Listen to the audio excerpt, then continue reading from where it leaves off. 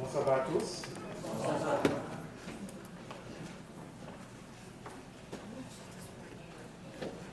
Je vais prêcher sur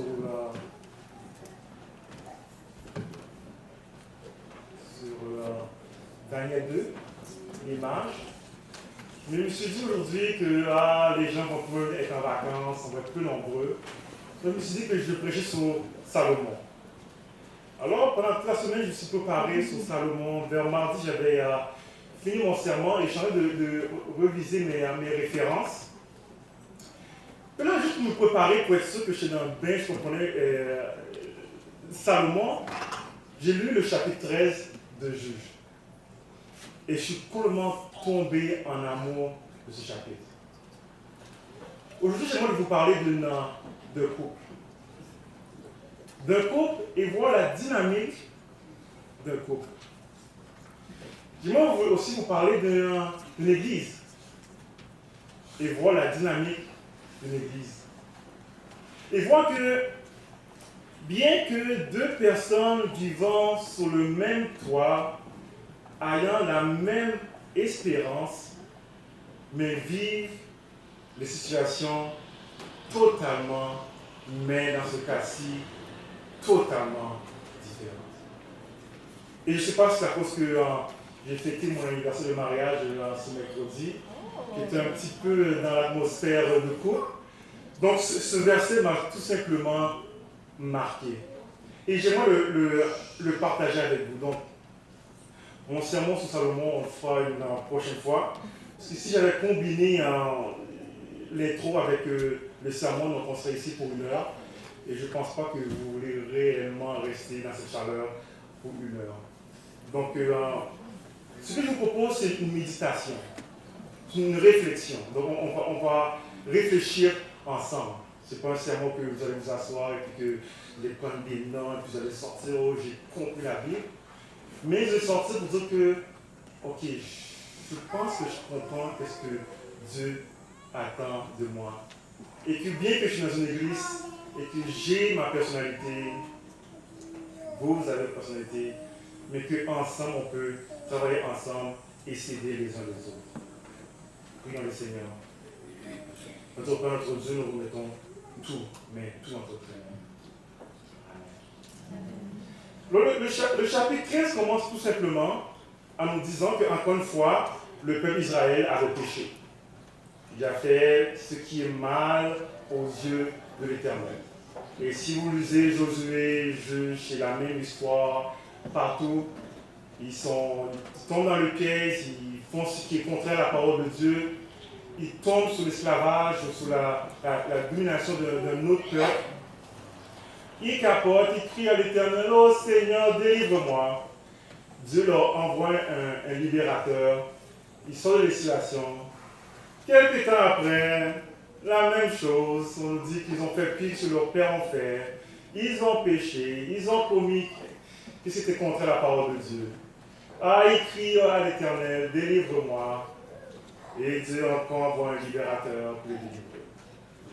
Mais c'est la situation dans laquelle Samson est né. Samson est né parce que le peuple avait péché. Et ça fait 40 ans qu'ils étaient sous la domination des Philistins. Et c'était voulu, c'était leur punition. C'est ce que Dieu a fait. Lorsqu'il est venu pour le libérer, Dieu a voulu susciter un libérateur. Et il y avait des juges. Les juges, leur rôle était spécifiquement pour libérer. Au début, je pensais que le juge, c'était comme un juge que tu voyais avec la torse noire, blanc, puis qu'il jugeait le peuple. Mais j'ai appris dans mes études que le juge, réellement, le nom, c'est libérateur. Celui qui vient pour un moment précis, dans un temps précis, pour libérer le peuple. Après ça, son temps a passé et il s'en va. Donc voilà que Samson, Dieu a entendu les cris de son peuple et il va amener Samson pour délivrer son peuple. Mais voilà que l'histoire est belle parce que si vous commencez au verset 2, il dit « Il y avait un homme de Toseréa, de la famille de Danite. et il s'appelait Manoach. Sa femme était stérile et n'enfantait pas. Donc, c'est la situation de sa femme. Vous pouvez le voir dans plusieurs cas, comme dans Sarah, elle est stérile. Elle ne peut pas avoir d'enfant. Et c'est à travers ces gens-là que Dieu veut faire ce miracle. Puis cet enfant-là va être spécial. Donc la femme, non seulement elle est triste, mais vous comprenez que dans cette culture, c'est une curse, c'est une malédiction de ne pas pouvoir avoir l'enfant. Bien que pour le mari, c'est un peu différent. Il est triste, mais il peut faire son deuil. Mais pour la femme qui ne peut pas avoir d'enfant, non seulement elle est triste, non seulement elle doit faire son deuil, mais elle doit vivre avec cette malédiction et le regard des gens parce qu'elle ne peut pas donner d'enfant à son mari. Et voilà, c'est dans cette famille-là que Dieu a jugé bon d'amener le libérateur Samson. Alors il dit au verset, l'ange de l'Éternel apparut à la femme et lui dit, voici, tu es stérile et tu n'as point d'enfant. Tu deviendras enceinte et tu enfanteras un fils. Contrairement à Sarah, elle a parlé. Maintenant, prends garde de ne boire ni vin, ni liqueur forte, et ne mange rien d'impur. Donc l'ange va donner des instructions spécifiques à la femme. Pas de vin, rien d'impur. C'était un naziréa. C'était quelqu'un qui s'était consacré à Dieu pour un but précis. Lorsque vous lisez dans Nombre 6, vous voyez toute la liste de toutes les choses que cette personne-là ne pouvait pas faire, dont la coupe des cheveux qu'on lit au verset 5. Car tu vas devenir enceinte et tu enfanteras un fils. Le rasoir ne passera point sur sa tête, parce que cet enfant sera consacré à Dieu dès le ventre de sa mère. Et ce sera lui qui commencera à délivrer Israël de la main des Philistins. Donc, la mère reçoit l'instruction. Alors, un ange lui apparaît et lui dit, tu vas devenir enceinte, et cet enfant-ci est spécial. Et voilà que toi, dès ce jour, tu ne peux avoir aucun vin et te t'abstenir de tout ce qui est impur. Et c'est précis comme instruction. Donc la femme, qu'est-ce qu'elle va faire? Elle rentre chez elle. La femme alla dire à son mari, un homme de Dieu est venu vers moi. Il avait un aspect d'un ange de Dieu, un aspect redoutable. Donc, après la rencontre, c'est ce que la femme a ressenti. Cet homme est un homme de Dieu. Elle n'a pas dit que c'était l'ange de Dieu, mais elle a dit que c'est un homme de Dieu, un ange envoyé de Dieu. Il dit qu'il y avait l'aspect redoutable, mais elle n'avait pas peur. Elle a vu l'ange, elle a vu l'homme de Dieu, mais elle n'avait pas peur. Elle était attentive, à l'écouter et elle croyait ce que l'homme lui disait. Et ce que je veux que vous reteniez, il dit, je ne lui ai pas demandé d'où il était et il ne m'a pas fait connaître son nom. La femme n'a pas posé aucune question. Ce qu'elle avait reçu lui suffisait. C'était sa situation qui lui permettait d'être plus ouverte, vu qu'elle marchait avec ce poids de malédiction. Mais elle n'a pas demandé d'où tu vas, d'où tu viens. Il ne m'a pas dit son nom.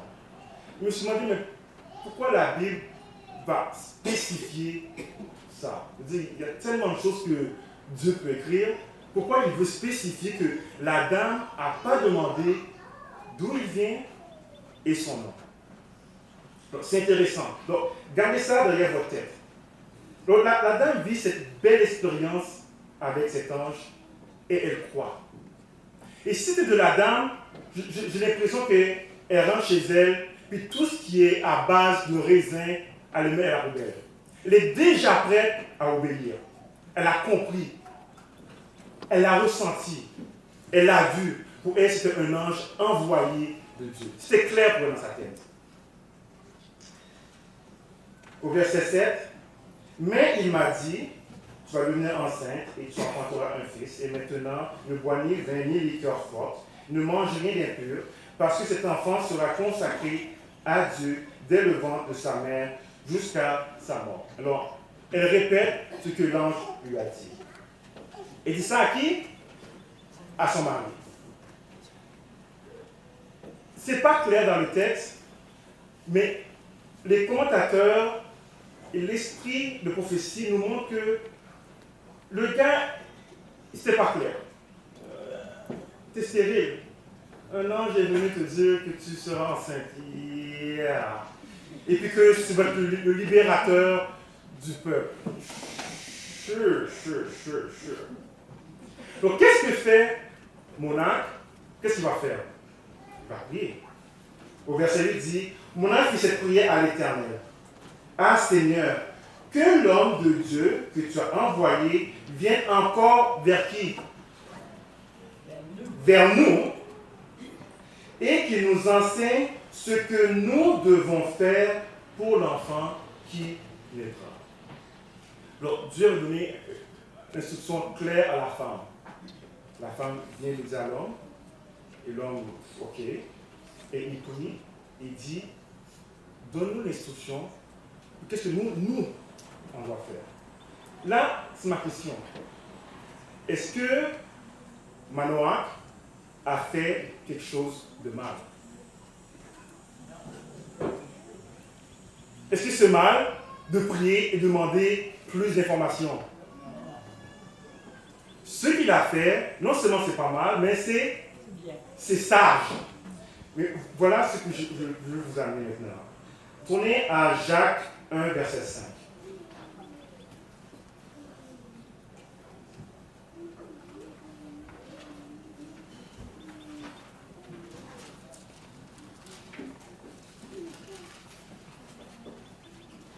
Jacques 1, verset 5 à 6. Il dit ceci. Vous l'avez? Si quelqu'un d'entre vous manque de la sagesse, qui fait quoi?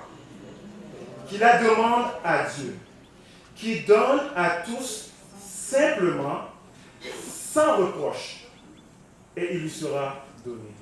Donc, si quelqu'un manque de la sagesse, qu'est-ce qu'il doit faire? Aller à Dieu et lui demander. C'est quoi la sagesse réellement? La sagesse, je vous donne une définition. Il y a beaucoup de définitions de sagesse. Une définition, c'est demander à Dieu de nous donner sa perception des choses, de la situation ou des événements. C'est demander à Dieu de comprendre la situation à travers ses yeux à lui. Demander à Dieu de nous expliquer qu'est-ce qui se passe autour de nous, mais pas à travers notre propre compréhension, mais à travers lui, sa parole. Qu'est-ce qu'il veut? Pas nous, mais lui. Si on dit que oh, cet homme est sage, ou mais si cet homme ne s'appuie pas sur la parole de Dieu, cet homme n'est pas sage, il peut donner des bons conseils, mais comme vous voulez. Mais la sagesse, c'est réellement la connaissance de la parole de Dieu, la connaissance de Dieu, et être capable de comprendre la situation à travers sa parole. Pas à travers notre compréhension, mais à travers lui. Là, c'est très important. Parce que si restez à Jacques, je lis pour vous Hébreux. Restez à Jacques, on revient. Hébreux dit 11, 1, on le connaît. Il dit, or, la foi est une ferme assurance des choses qu'on espère et une démonstration de celles qu'on ne voit pas. La foi, c'est une assurance. C'est-à-dire qu'il n'y a rien qui peut vous ébranler. Vous êtes sûr de la parole de Dieu. Et puis, il dit, c'est quoi? C'est une démonstration de qu'est-ce que vous ne voyez pas. Les autres ne le voient pas, mais vous le voyez. Vous voyez la démonstration. Vous voyez la main de Dieu agir. Vous le voyez. Personne d'entre vous le voit, mais vous le voyez parce que vous voyez à travers l'œuvre de la foi. Au verset 6, il dit, or, sans la foi, il est quoi? Il est impossible d'être agréable. Il faut que celui qui s'approche de Dieu croit, que Dieu existe, et quoi? Qu'il est le rémunérateur de celui qui le cherche. Donc, si celui qui le cherche n'a pas la foi en Dieu, il est confus. Il est perdu. On va le voir. Maintenant, vous tournez à Jacques. Vous tournez à Jacques, verset 10, il dit, au verset 5, si quelqu'un d'entre vous manque la sagesse, le demande à Dieu, qui donne à tous simplement, sans reproche, et il lui sera donné. Dieu, vous voulez? Vas-y, je te le donne. Pas de reproche, homme de peu de foi. C'est ce que vous cherchez, je vous le donne. Mais ceci dit, mais qu'il demande avec quoi? Avec foi. Si vous voulez la sagesse de Dieu, mais vous n'avez pas la foi pour le recevoir, et vous doutez, qu'est-ce qui arrive? Ben, lisez, c'est explique. Sans douter, car celui qui doute est semblable à quoi? Au flot de la mer, agité par le vent et poussé de côté à d'autre. Est-ce que Dieu dit, vous voulez la sagesse? Vous le demandez, je vous le donne. Mais si vous doutez, vous êtes quoi? Comme les vagues qui se fracassent à gauche, à droite. Lorsque Dieu va vous démontrer ce qu'il est, démontrer la raison pour laquelle vous passez dans certaines situations, vous démontrer le chemin dans lequel vous vivez, ça peut vous faire peur.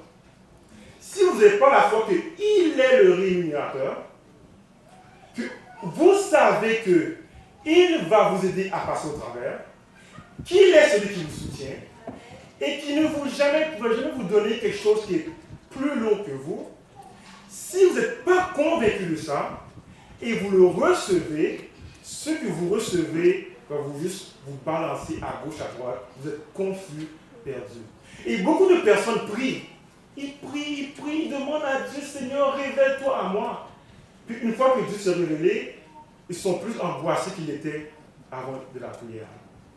Si vous n'avez pas la foi, vous ne pouvez pas comprendre réellement le chemin que Dieu a ouvert. Ça ne fait pas peut-être du sens, mais restez avec moi. Tournons à Proverbe 3, verset 5. C'est des versets que vous connaissez, je ne vous apprends rien de nouveau, mais je vais juste le montrer sur un autre angle. Proverbe 3, 5 et 6. Qui dit, confie-toi en l'Éternel de tout ton cœur et ne t'appuie pas sur ta sagesse. Il dit, au verset 6, reconnais-le dans toutes tes voies. Dans toutes les situations que tu passes, il faut que tu sois capable de reconnaître Dieu. Si tu n'es pas capable, il y a un problème. Vous avez un problème de foi. Et ce que vous vivez, au lieu de vous construire, va vous détruire. Et Dieu ne met rien pour détruire. Dieu veut construire. Restez avec moi, on va le voir. Et il aplanira tes sentiers. Alors, ce que Manoach a fait, c'est extrêmement bien. Il ne comprend pas la situation. Sa femme lui arrive avec quelque chose de OK, on va avoir l'enfant, il va être le libérateur. J'ai perdu mon texte, attendez. C'est où? Merci. Relance. Alors, ce qu'il fait, c'est bien. Il n'est pas sûr, il va vers Dieu, il dit Seigneur, lorsque ma femme m'a demandé, ma personne m'a dit, elle est stérile, mais je veux croire, éclaire-moi. Alors il dit, renvoie l'homme de Dieu que tu as envoyé à ma femme. Alors, qui a fait la prière? Donc, à qui l'ange de Dieu devait se présenter? Hein? Ben voilà. Il dit au verset 9, 13 verset 9. Dieu exauça la prière de qui? Et l'ange de Dieu vint encore vers qui? Voilà pourquoi je n'ai pas pu finir mon sermon de Samson. Ça m'a troublé.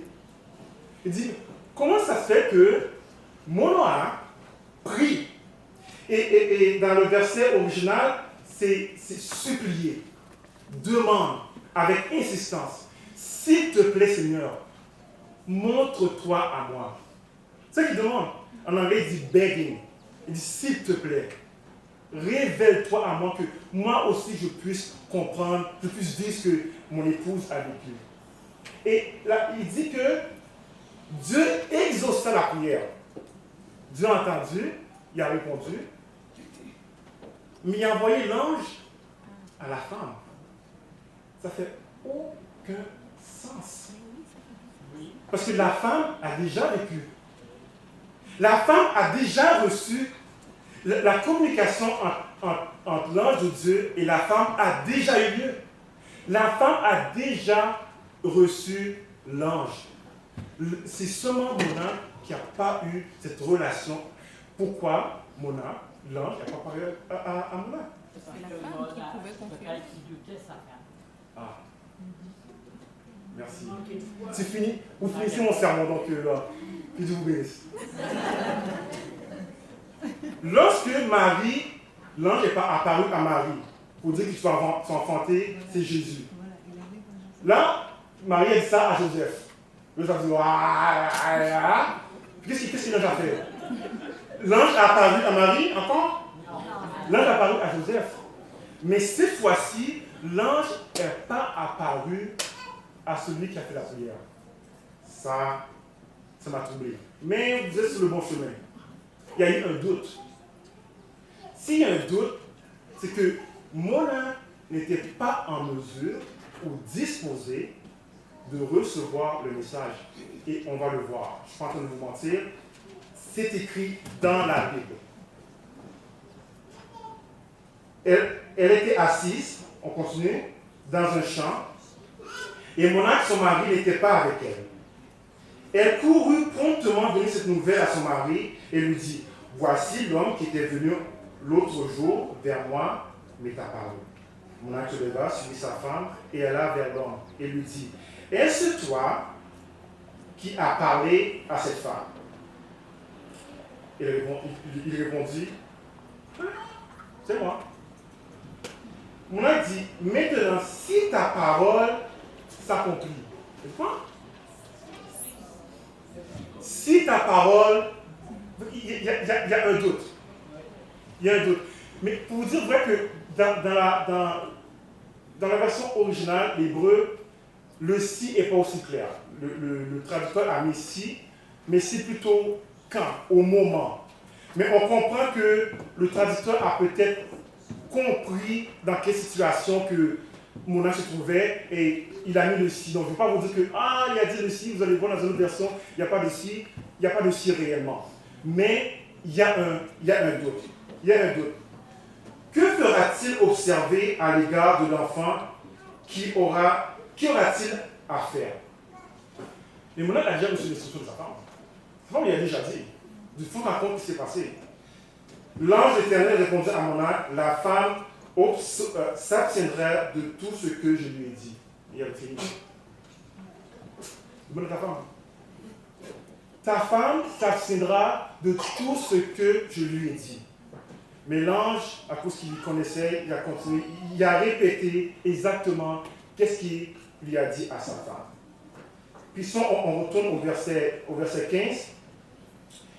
Mona dit à l'ange de l'Éternel, permets-nous de te retenir et de t'apprêter un chevaux. L'ange éternel répondit à Mona, quand tu me retiendrais, je ne mangerai pas de ton mets. Mais si tu veux, fais un holocauste. Tu offriras à l'Éternel. Mona ne savait point ce fut un ange de l'Éternel. Donc, Mona ne savait pas que c'était un ange de l'Éternel. Puis, Dans l'Ancien Testament, quand on voit l'ange de l'Éternel, on parle de qui? On parle de Jésus. Remarquez bien, la femme non plus n'a pas appelé l'ange de l'Éternel non plus. Elle dit c'est l'ange de Dieu.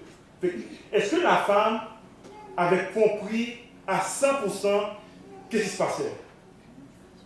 Non. Elle dit c'est l'ange de Dieu. Elle savait que c'est quelqu'un de redoutable. Elle savait que c'était un envoyé de Dieu. Mais elle n'a pas appelé l'ange de Dieu.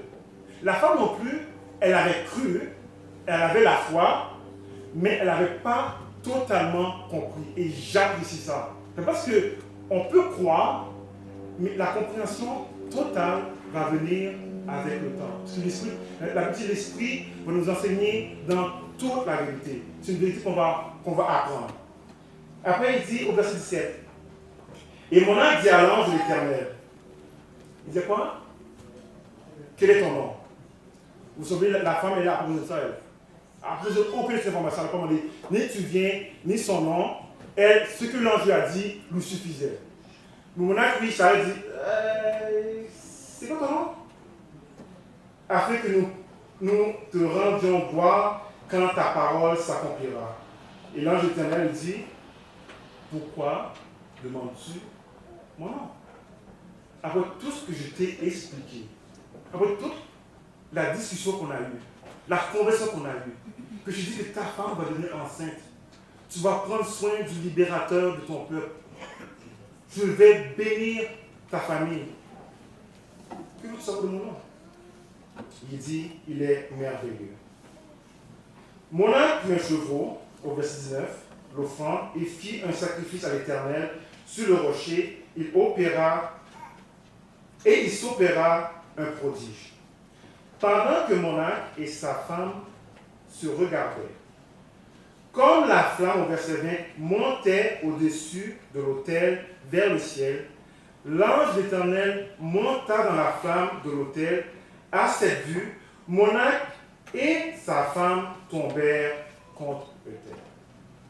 Je dis, waouh! Ça, c'est une belle expérience. Ils ont reçu l'ange, ils ont parlé à l'ange de Dieu face à face. L'ange est venu leur expliquer tout ce qui va se passer dans leur vie. Il leur a donné la belle responsabilité d'élever cet enfant qui va venir délivrer et sauver son peuple. Et pendant qu'il sont en train d'adorer, de louer l'Éternel, et l'ange s'évade dans la flamme. Ils se mettent à terre, il y a deux options qu'il faut faire. Lever les mains dans les airs et louer Dieu. Bien que ce n'est pas décrit, j'imagine ce que la femme a fait. Louer Dieu, le remercier, parce qu'il a vu l'ange de l'Éternel. Ils ont vu l'ange de l'Éternel. C'est pas une belle expérience, ça? C'est pas une belle expérience d'être directement en contact, d'avoir été parlé par Dieu? Vous êtes sûr que c'est une belle expérience? Parce que ça paraît être une très belle expérience pour mon âme. L'ange éternel n'apparaît plus à Monarque et à sa femme. Alors Monarque comprit que c'était l'ange éternel. Il dit à sa femme, nous allons mourir car nous avons vu Dieu. Voilà le titre de mon sermon. Sérieusement? Et j'ai la réponse de la femme qui dit, attends, mais si l'Éternel, au verset 23, voulut nous faire mourir, il n'aurait pas pris le temps de nous mettre l'holocauste, l'offrande, il ne nous aurait pas fait avoir tout cela, et il ne nous aurait pas maintenant fait entendre de pareilles choses. Deux personnes vivent exactement la même expérience. La même expérience. Les deux ont vu l'ange. Un veut louer l'Éternel pour tout ce qu'il a fait et accepte la mission, embrasse la mission, dit oui Seigneur, je le veux. Et l'autre, exactement, capote. Il ne comprend rien. Il dit on va mourir. Vous comprenez pourquoi que l'ange n'a pas apparu, oh, je n'ai pas besoin, n'a pas apparu à mon âme au début? Il y a certaines fois qu'on demande à Dieu des révélations. On demande à Dieu de nous parler. On dit, Dieu, viens, révèle-toi à moi. Montre-nous le chemin que tu as pour nous. Il y a des fois que Dieu aimerait bien nous approcher, nous parler, s'asseoir à côté de nous pour nous expliquer exactement ce qui va se passer. Mais lorsqu'on va voir que, comme Jésus a dit, que le renard a une tanière, mais que le Fils de Dieu n'a pas de place pour poser sa tête, est-ce qu'on est prêt à le recevoir, ce message? Oui, Dieu, montre-nous le chemin que tu veux pour nous. Montre-nous la belle maison, les beaux enfants qui grandissent, qui courent, le soleil qui brille. Mais si Dieu nous montre le chemin difficile que nous devons passer à travers, est-ce que nous allons être capables de l'accepter? Je parlais avec un ami hier, avec son mari. Il dit, les gens, ils prient. Ils prient du matin au soir. J'aimerais faire comprendre aux gens, tu peux te lever à 6 h du matin, prier toute la nuit jusqu'à 6 h du matin, rien ne va changer dans ta vie. Moi je dis, arrête de prier. Commence à lire. La parole de Dieu, c'est la réponse à nos prières. La parole de Dieu, c'est celui qui nous dit que, oui, on va passer à travers les moments difficiles, oui, on va être persécuté, oui, on va avoir toutes sortes de problèmes, mais que celui qui persévère jusqu'à la fin sera sauvé. Mais avez-vous la foi pour accepter cette parole? Deux personnes vivent la même situation, mais deux résultats complètement différents. Mais voilà ce qui est intéressant. Ce qui est intéressant, c'est que la plupart des commentateurs et l'esprit de prophétie nous dit que Monarque était un homme pieux. Je pense que vous devez crier, gloire à Dieu, son nom. Monarque était un homme pieux. Sinon, Dieu n'allait pas lui donner cette charge d'élever Samson pour pouvoir libérer son peuple. Il y avait des fautes, il y avait des manquements, il n'avait pas tout compris, mais Monarque était assez considéré par Dieu pour lui donner la responsabilité d'élever l'enfant qu'elle ait libéré. Nous devons nous supporter les uns les autres. Nous n'avons pas la même compréhension. Et Dieu ne nous a pas révélé à tous de la même manière. Certains d'entre nous prient à Dieu et Dieu ne va même pas vous approcher de kilomètres. Parce qu'il sait que si vous le voyez, vous allez fuir. Mais par contre, il y a des personnes où que Dieu voit la foi est assez ferme, qui va se libérer, va se révéler pour diriger son peuple. Mais que celui qui a eu la révélation supporte celui qui est ferme. La femme de Monarque a supporté Monarque à sa faiblesse. Il l'a relevé. Elle dit, ben, il ne va pas nous tuer. Il veut nous révéler que c'est nous qui va porter l'enfant. Il va nous tuer. Il ne peut pas nous tuer. S'il nous tue, il faut chercher quelqu'un d'autre. Il est venu vers nous parce qu'il nous aime. Parce qu'il veut nous donner cette belle tâche. Et lorsqu'on comprend, on sait que ni Monarque, ni sa femme ont élevé cet enfant avec tous les préceptes que Dieu leur a prescrits. Samson a été élevé sans tâche. On va le voir la prochaine fois. Dieu nous donne une mission. Dieu nous donne une tâche à tous, qu'on parlait avec le sabbat. Et ce qu'il nous donne n'est pas trop lourd pour nous. Il veut aussi nous révéler. Il veut aussi se révéler à nous, se manifester concrètement dans notre vie.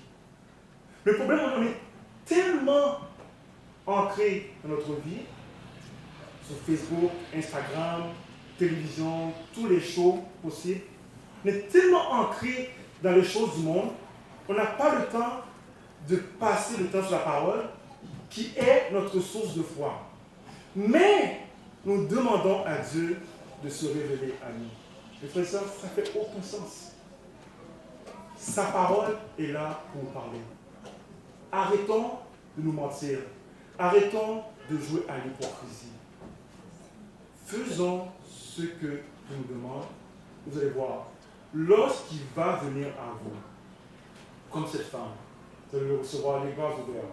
Parce que vous allez savoir que cet ange, bien que vous ne compreniez pas toutes les nuances, vous allez comprendre que cet ange est venu vous annoncer la bonne nouvelle. Et que le chemin que Dieu a pour nous est un chemin merveilleux. Vous vous souvenez, dans Marc, on ne peut pas le lire, dans Marc 9, versets 30 et 32, lorsque Jésus a annoncé sa mort et sa résurrection aux apôtres. Le verset dit que les apôtres n'ont pas compris, ils ont eu peur et n'ont posé aucune question à Jésus. La résurrection de Jésus, c'est la plus belle nouvelle, c'est ça, qu'une personne peut recevoir. La mort et la résurrection de Jésus, c'est notre raison d'être. Mais à cause qu'ils n'ont pas compris, ils ont eu peur. Et ils n'ont même pas voulu aborder Jésus par rapport à ça. Si vous ne comprenez pas la parole, vous allez marcher de peur en peur, angoissé par tous les vents, les marées qui se passent. Parce que Dieu peut vous révéler une bonne nouvelle, la même bonne nouvelle qu'il vous révèle, vous avez peur. Accrochons-nous à Dieu. Faisons-lui confiance. Donnons-lui tout notre cœur. Soyons sincères. Accrochons-nous à la parole de Dieu. Laissons tomber toutes ces émissions, cette télévision qui ne servent absolument, mais absolument à rien. Et demandons à Dieu de se révéler à nous, mais ayons foi que peu importe ce qu'il va nous révéler, que nous sommes capables de passer à travers. Amen.